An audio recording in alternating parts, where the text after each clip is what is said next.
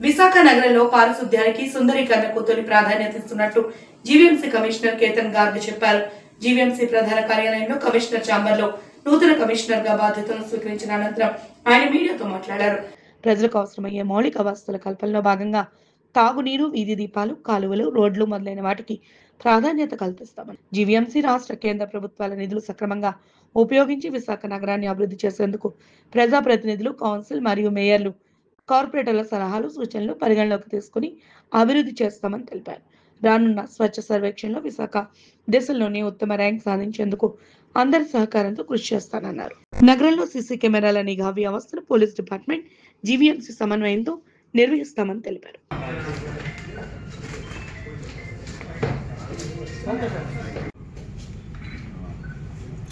ఈరోజు నేను కేతన్ గారు నా ద్వారా గ్రేటర్ వైజాగ్ మున్సిపల్ కార్పొరేషన్కి మున్సిపల్ కమిషనర్గా ఈరోజు సార్ తీసుకోవడం జరిగింది. సో ఈరోజు మనకి యోగాంధ్ర ప్రోగ్రామ్ కూడా జరిగింది. సో మీరంతా చూసారు, యోగాంధ్ర ప్రోగ్రాంలో ఒక గ్లోబల్ స్కేల్లో జరిగిన ఈవెంట్. ఆల్మోస్ట్ 3.5 lakhs పార్టిసిపెంట్స్ ఈరోజు ఒక వరల్డ్ రికార్డ్ మొదలుపెట్టారు. మన వైజాగ్ సిటీ సంబంధించి, విశాఖపట్నం సిటీ సంబంధించి, అదేవిధంగా కార్పొరేషన్ సంబంధించి రకరకాల యాక్టివిటీస్ కూడా ఏమేమి తీసుకోవాలి దానికి సంబంధించి కూడా మేము మన యాక్షన్ ప్లాన్ రెడీ చేస్తాము.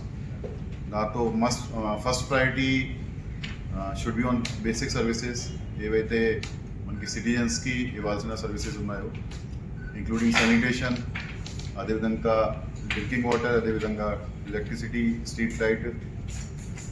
అది కాకుండా ఇన్ఫ్రాస్ట్రక్చర్ డెవలప్మెంట్ సంబంధించి ఏవైతే లోకల్ ఇనిషియేటివ్స్ కార్పొరేషన్ తరఫున ఏవైతే ఇనిషియేటివ్స్ తీసుకోవడం జరుగుతుంది, స్టేట్ గవర్నమెంట్ నుంచి కూడా ఫ్లాగ్షిప్ ప్రోగ్రామ్, ఫ్లాగ్షిప్ ప్రాజెక్ట్స్ ఏవైతే వస్తాయో, సెంట్రల్ గవర్నమెంట్ నుంచి కూడా వచ్చిన ఫ్లాగ్షిప్ ప్రోగ్రామ్స్, ఫ్లాగ్షిప్ ప్రాజెక్ట్స్ కూడా ఒక స్పీడ్లో ముందు తీసుకువెళ్ళడం జరుగుతుంది. అది కాకుండా మన కోస్టల్ సిటీ కాబట్టి కోస్టల్ సిటీ సంబంధించి how we can beautify our city, ఇవన్నీ కూడా మేము విచారిస్తాము. So these all areas will be my priority of area. దాంట్లో కౌన్సిల్లో అదేవిధంగా లోకల్ పబ్లిక్తో ఇన్వాల్వ్ అయ్యి ఒక కన్సెన్సస్ డిసిజన్ తీసుకొని ముందుకు వెళ్ళడం మా టార్గెట్ ఉంటుంది. అదేవిధంగా గవర్నమెంట్ నుంచి కూడా ఏవైతే ఇనిషియేటివ్స్ వస్తాయో కొత్తవి, that also will take forward in the forward step.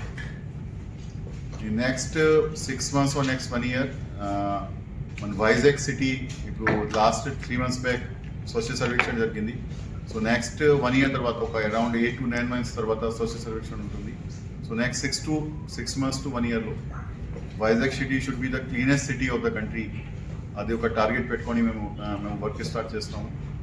దాంట్లో మన కార్పొరేషన్ తరఫున ఉన్న అందరి సిబ్బందికి, అదేవిధంగా అందరికి కూడా మన కౌన్సిల్ బాడీ, అదేవిధంగా citizen as a large and all the public representative should be the participants should be the active agents of this campaign.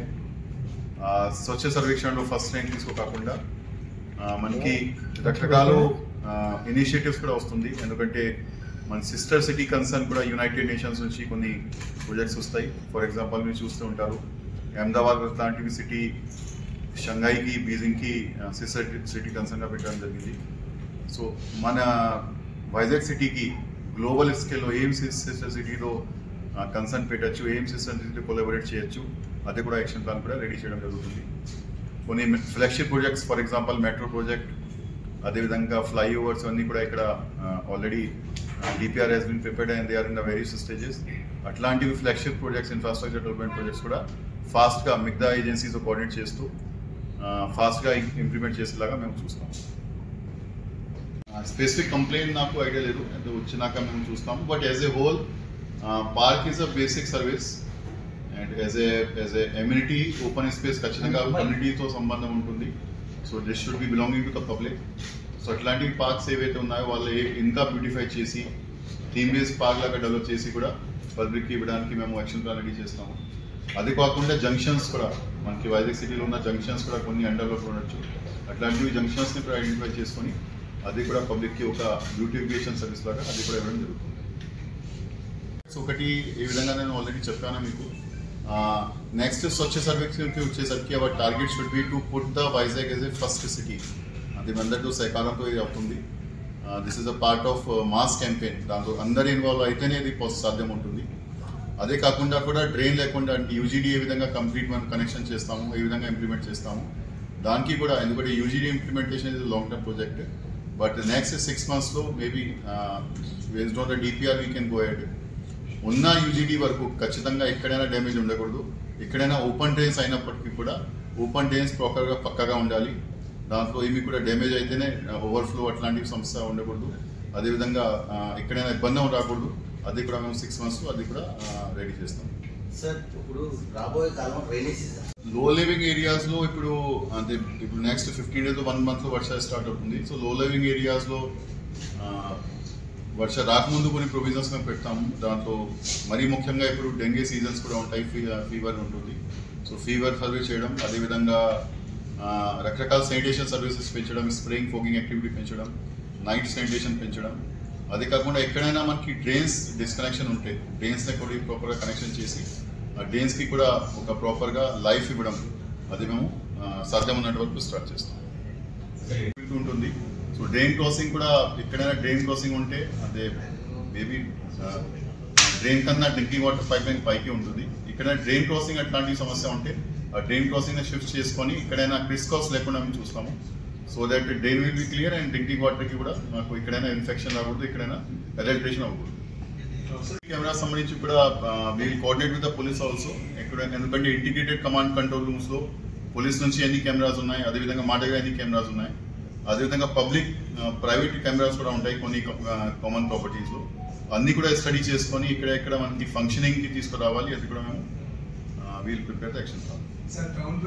రెగ్యులేషన్లో ఏ విధంగా మనకి నామ్స్ ఉంటాయో, బిల్డింగ్ నామ్స్ కానీ అదేవిధంగా లేఅవుట్ నామ్స్ కానీ, ఆ నామ్స్కి పక్కగా ఇంప్లిమెంట్ చేసుకోవడం ఒకటి. సెకండ్, మనకి డెవలప్మెంట్ సంబంధించి ఎక్కడైనా రోడ్ వైడింగ్ అట్లాంటివి కావాలంటే, ట్రాఫిక్ ఇబ్బందులు లేకుండా ఎజల్ ఫ్రీ మూవ్మెంట్ పెట్టాలంటే దానికి చర్యలు తీసుకోవడం ఇంకోటి. సో 2 ఆస్పెక్ట్స్లో కూడా ఇంకోటి. సెకండ్ ఆస్పెక్ట్లో మరీ ముఖ్యంగా ట్రాఫిక్ పోలీస్తో కోఆర్డినేట్ చేయడం కూడా జరుగుతుంది. ఆ విధంగా మేము టాల్ ప్లానింగ్ సర్వీసెస్ కూడా యూస్ చేస్తాము, ఆఫీషియల్ సర్వీసెస్ కూడా యూస్ చేస్తాము.